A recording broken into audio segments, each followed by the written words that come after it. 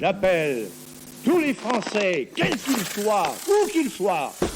Non, rien, j'aime pas les journalistes, j'aime pas répondre aux questions. Ça me gonfle, ok ? J'ai été très choqué, je le répète. D'un coup, vous dérapez dans la fureur. Je vous demande de vous arrêter. Je souhaite que chacun se reprenne. Aujourd'hui, Du Biscuit se penche sur l'un des programmes d'éducation aux médias développés par France Inter, le dispositif Interclasse. Bonjour Martin. Salut Rémi, avec sa fondatrice Emmanuelle Davier, également médiatrice à Radio France, nous reviendrons sur la naissance de ce projet d'éducation aux médias et à l'information et sur son évolution.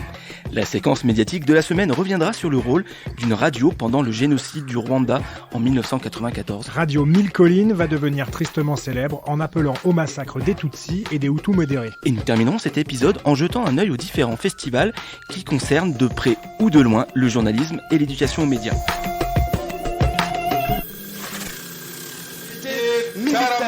En ce moment, vous écoutez une chanson intitulée Nanga Abahutu. Je déteste tous les Hutus et sûrement que vous la connaissez, puisqu'en vérité, tous les malheurs qui viennent de s'abattre sur le Rwanda, on pourrait citer le nommé Twahiramungu Faustin. Ces Hutus modérés qui ont prêté leurs âmes aux Tutsis, ces complices du FPR, c'est eux avant tout qui ont coulé ce pays. C'est eux qui l'ont plongé dans ces insoutenables malheurs. Mais l'arrogance des Montagny. La RTLM a prouvé plus de 1000 fois qu'il ne tenait que grâce aux énormes sommes d'argent des actionnaires étrangers. Et en vérité, il tenait grâce au président Habyarimana, voilà, qui le ressuscite donc. Mais oui, puisqu'il était une grande protection pour eux. Mais ils ne s'en rendaient même pas compte. Et ils ont choisi de le tuer. Alors que le malheur les frappe, oui. Que le malheur les frappe, comme il est dit dans la Bible. Malheur à eux, malheur à eux, malheur à eux. On vient d'entendre Hate Radio, un spectacle de 1000 € qui a reconstitué le rôle joué par la radio des Mille Collines lors du génocide rwandais. Alors Martin, quel programme proposait cette radio ? Alors la radio-télévision libre des Mille Collines, elle a émis un peu moins d'un an, entre 93 et le 31 juillet 1994, à Kigali, au Rwanda, et elle proposait des programmes qui devaient séduire plutôt les jeunes. On avait de la musique zaïroise, des émissions humoristiques, de la satire, avec des auditeurs qui pouvaient aussi appeler la radio, qui passaient à l'antenne, de la libre antenne. C'était vraiment très très détendu et on le voit dans ce spectacle Hate Radio, que il y a cette ambiance, cette atmosphère. On prépare un génocide, certes, mais on le fait en souriant. Concrètement, quel a été le rôle de Radio Mille Collines dans le génocide rwandais ? Cette radio, elle va même annoncer quasiment avant l'attentat qui va coûter la vie au président Habyarimana, son avion qui va s'écraser, elle va annoncer qu'il va se passer quelque chose. Il nous précise, attention, quelque chose va se passer. Et puis, dès que cet événement tragique se passe, là, c'est des appels à la haine, c'est des appels au meurtre. On va demander aux gens d'aller dans tel quartier pour aller découper à la machette leurs voisins, des opposants. On va dresser des listes d'opposants, de modérés qui seront assassinés. Cette radio, elle a donc eu un rôle central dans le génocide au Rwanda en 1993-94. Et le 4 juillet 1994, le Front patriotique rwandais entre dans la capitale. Et que va-t-il se passer ensuite ? La radio, elle va cesser d'émettre. Bien évidemment, les équipes vont se disperser, mais certains membres de ces équipes vont être rattrapés par la justice, qui seront condamnés pour certains à des grandes peines de prison, la perpétuité pour une animatrice, un journaliste qui aura également écopera de 25 ans ou 30 ou 35 ans de prison.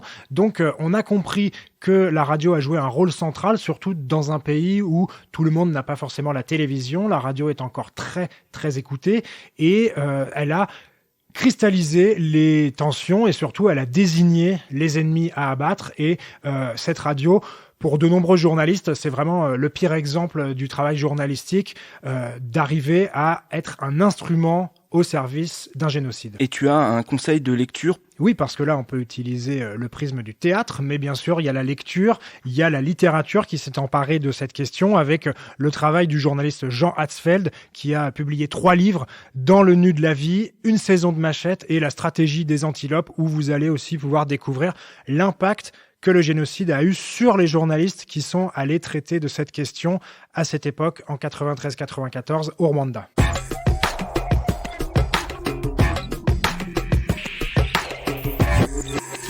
Aujourd'hui dans Du Biscuit, gros plan sur le dispositif Interclasse. Interclasse, c'est le dispositif phare de France Inter, très souvent mis en avant dans les médias, dans la communication du groupe, récompensé par le prix Éducation aux médias des Assises du journalisme de Tours en 2016. Emmanuelle Davier nous rappelle dans quelles conditions est né ce dispositif. Après les attentats de janvier 2015, de nombreux enseignants se sont tournés vers la rédaction de France Inter. Ils souhaitaient que les journalistes viennent dans les classes pour parler du blasphème, des caricatures, du métier de journaliste et expliquer surtout en quoi consistait la liberté d'expression. Et ces enseignants étaient démunis et inquiets d'aborder ces thématiques qui étaient très éloignées de leur champ disciplinaire. Et donc, ils souhaitaient être épaulés dans ces échanges avec les collégiens et les lycéens par des journalistes. Et puis, il nous semblait également très important de restaurer de la confiance entre ces jeunes et les médias traditionnels. Et donc, on a créé l'Interclasse. Enfin, on a créé Interclasse et l'exigence d'Interclasse, c'est d'apprendre à penser par soi-même, c'est de développer son esprit critique et prendre conscience qu'un point de vue se forme non pas à la vitesse d'un tweet, mais plutôt grâce au cheminement continu d'une réflexion qui s'inscrit dans le temps. Et en cela, c'est un programme qui est assez unique, puisqu'il est sur un temps long. Il dure 9 mois, donc c'est tout le temps d'une année scolaire. Interclasse est un projet qui est financé notamment par des fonds privés, comme ceux de la Fondation de France, du Fonds du 11 janvier ou plus récemment de la Fondation Bettencourt-Schuller, mais aussi de la Fondation Radio France. Interclasse, son objectif, c'est de faire découvrir aux élèves de collège et de lycée les coulisses du métier de journaliste, les initier au reportage et à la fabrique de l'information, leur apprendre à construire un sujet, à aller à la source, à faire des interviews, à développer son esprit critique, à écouter, vérifier et transmettre. Alors, notre méthode, c'est d'abord celle du temps long, qui s'articule sur toute une année scolaire avec des classes impliquées qui bénéficient en moyenne chacune de entre 9 et 11 séances au cours de l'année, avec une équipe dédiée de 4 journalistes de la rédaction de France Inter. Et les séances ont lieu alternativement à Radio France, dans l'établissement, sur le terrain, par petits groupes. Et donc, chaque petit groupe a pour objectif de produire un reportage de 4 minutes 30 qui sera diffusé sur France Inter durant l'été. Et un nouveau thème est choisi à chaque saison d'Interclasse. Dans ce dispositif, tous les producteurs et journalistes de France Inter sont volontaires. Oui, France Inter peut s'appuyer sur les compétences qu'elle a en interne. Un premier groupe de radio en France, de multiples compétences pour encadrer l'opération dans les quartiers. Une position qui a été critiquée récemment, notamment dans le monde diplomatique. On parlait de rééducation aux médias, une polémique sur laquelle Emmanuel Davier revient. Dans Interclasse, il n'y a pas les sachants qui arrivent en classe et qui seraient les journalistes. C'est pas du tout comme ça que j'ai conçu le dispositif.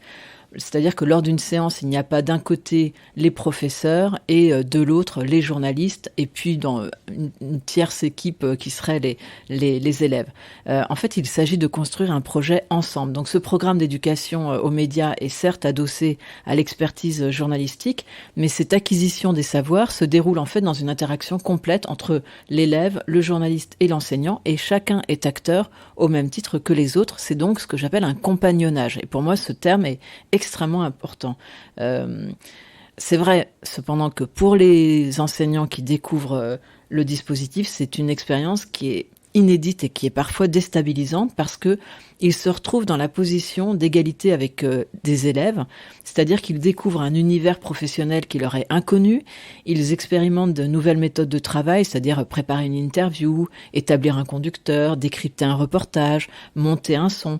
Et pour les élèves et les professeurs découvrir ensemble les codes de ce nouvel univers professionnel, eh bien, cela contribue à instaurer dans la classe une relation de confiance qui est vraiment basée sur l'apprentissage commun. Et ça, c'est très important. C'est-à-dire que on apprend tous ensemble et que les adultes et les élèves et les jeunes sont tous à un niveau d'égalité. Et ce que j'ai toujours observé, c'est que tous ces adultes témoignent d'un grand sens de la coopération et qui développent aussi pour les élèves un sens de le goût d'apprendre. C'est pas le goût de la compétition, mais il y a quand même ce souci au contraire d'aider. Il y a un plaisir dans la recherche, il y a le respect d'autrui et surtout le respect des points de vue d'autrui qui sont pas forcément les nôtres. Et ça, c'est quelque chose aussi auquel je tiens beaucoup, c'est que je dis toujours aux élèves, vous avez absolument le droit de penser ce que vous souhaitez, vous pouvez dire ce que vous voulez, mais il faut toujours argumenter votre propos. c'est quelque chose d'extrêmement important. Savoir d'où vient le point de vue que l'on est en train de partager avec les autres. Sur quoi il repose, sur quelles convictions, et évidemment, si on a des sources, c'est encore mieux, mais c'est très important, l'argumentation. Cette question du positionnement des journalistes ou des éducateurs revient régulièrement dans la bouche de nos interlocuteurs spécialisés en éducation aux médias et à l'information. Pourquoi, Martin ? Alors, il y a plusieurs explications. Déjà, il y a le rapport entre les journalistes et les enseignants. Est-ce qu'on est dans une forme de concurrence sur le savoir, concurrence sur la classe ? Le journaliste va arriver dans une classe avec un enseignant qui a sa liberté pédagogique, sa manière de fonctionner, et puis qui a aussi une énorme machine au-dessus de lui, l'éducation nationale. Et donc là, effectivement, il peut y avoir une première concurrence. Tout simplement, ça peut se voir lorsque certains enseignants vont dire « Ah non, mais moi, je regarde pas du tout la télé, ça m'intéresse pas ». Malheureusement, de l'éducation aux médias à l'information, il faudrait regarder les chaînes d'infos ou Cyril Hanouna pour pouvoir au moins le critiquer, comprendre comment ça marche. Et souvent, ce sont ces chaînes que les jeunes ou que les adultes regardent. Il y a d'autres concurrences qui se jouent sur ce terrain-là. C'est entre les journalistes et ceux qui sont issus plutôt de l'éducation populaire, avec des pratiques qui sont venues du terrain, des manières de s'informer des jeunes. Et parfois, on a l'impression, comme c'était la critique du monde diplomatique, qu'il y a des sachants au-dessus qui vont venir former, voire rééduquer certaines personnes pour leur faire dire que les fausses informations, c'est pas bien, ou pour leur faire dire, il faut lire Le Monde parce que ça, c'est super. Il y a enfin une concurrence avec la critique des médias. C'est toujours difficile pour les journalistes de critiquer les médias. Il y a des associations qui le font bien. Il faut qu'on arrive à se parler. Il faut qu'on arrive à comprendre qu'on a tous une pierre à apporter sur l'éducation aux médias et à l'information. Et les journalistes, qu'ils soient bénévoles, qu'ils soient salariés, qu'ils soient pigistes, etc., c'est déjà bien qu'ils proposent des choses. Après, ça passe aussi par la formation de ces équipes, parce que les journalistes doivent être formés pour mieux comprendre comment travaillent, consomment les jeunes et leur information. Ce genre de dispositif sert autant les jeunes que les journalistes qui sont encadrants, les producteurs, les techniciens, et ça permet de briser quelques clichés. Quand on est journaliste, en général, on va faire un reportage, mais on n'a pas forcément le temps d'établir des liens avec nos interlocuteurs. Là, il y a vraiment des liens qui s'établissent. Et c'est pour ça que j'ai toujours dit qu'Interclasse était une expérience journalistique humaine, vraiment très singulière, parce que sur ce temps long, on ne l'a jamais. C'est vraiment un luxe de pouvoir l'avoir et d'entretenir ces liens-là. Maintenant, c'est vrai que c'est à chaque journaliste qu'il faudrait pouvoir poser la question. Moi, je pense que ça nous oblige vraiment à regarder notre société avec un autre logiciel que celui avec lequel on est configuré depuis notre naissance ou depuis le début de notre parcours de journaliste. Et ça nous oblige à abandonner aussi parfois des préjugés qu'on peut avoir ou des idées reçues.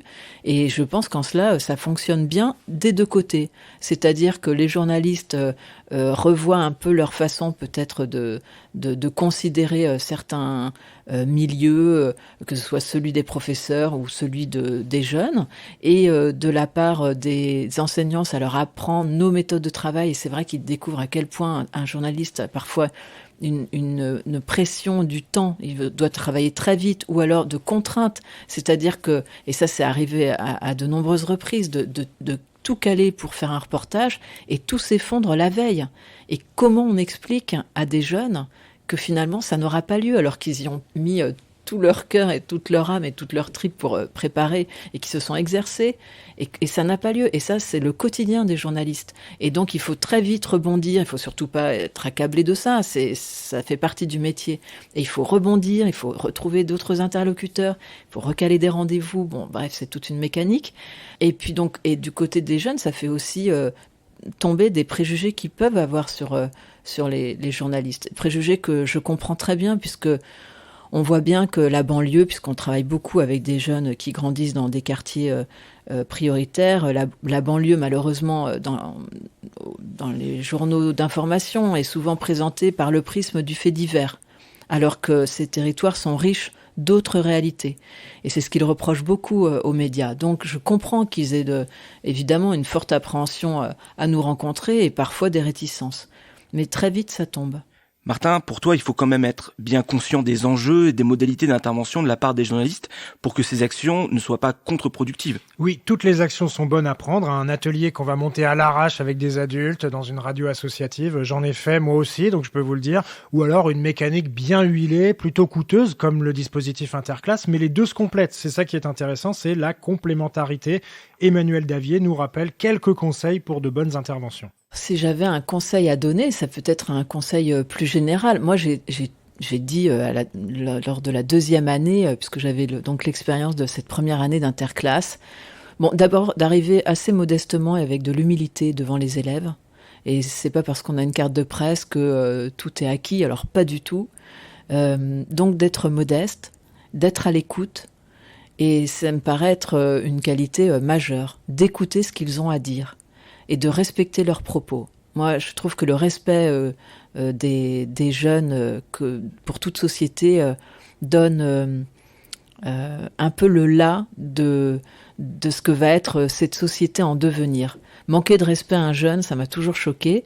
Je pense que j'ai toujours été très attentive à ce qu'ils avaient à dire. Donc, le premier propos, c'est ça. Si j'avais un conseil à donner, c'est arriver avec humilité, soyez à l'écoute, ne les jugez pas. Et si leurs propos vous choquent, essayez de leur faire argumenter les raisons pour lesquelles ils formulent ces points de vue. Et puis, il y a un point important, et c'est ce que je disais aux journalistes à partir de la deuxième année, il faut un peu changer son logiciel, puisque ces jeunes n'ont pas la même vision de la société que nous, qui sommes adultes et installés dans une vie professionnelle. Donc changeons notre logiciel et essayons de comprendre que d'autres pensent différemment de nous. Enfin, c'est d'ailleurs, à mon avis, un peu la base du journalisme. Et ça, déjà, ça aide. Un jeune qui se sent écouté et respecté, en général, vous respecte. En tout cas, c'est ce que j'ai observé. Et si vous voulez plus d'informations sur cette initiative, Emmanuel Davier a signé le livre Interclasse, éducation aux médias et à la citoyenneté, paru le 3 janvier 2020 aux éditions ESF Sciences Humaines.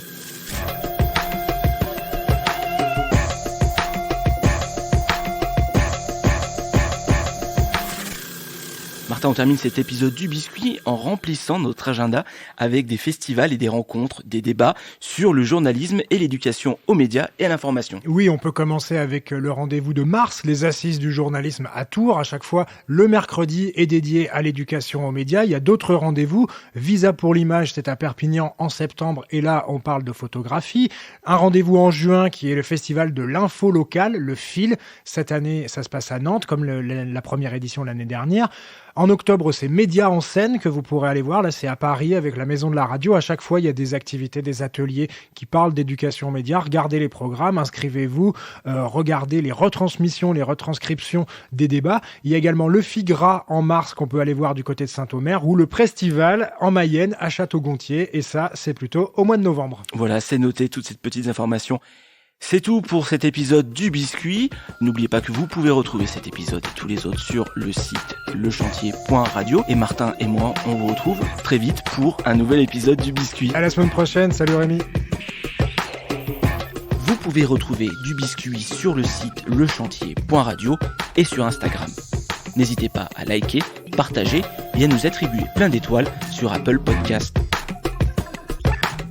Avant de vous quitter, je vous souhaite bonne chance à chacune et à chacun d'entre vous. Au revoir.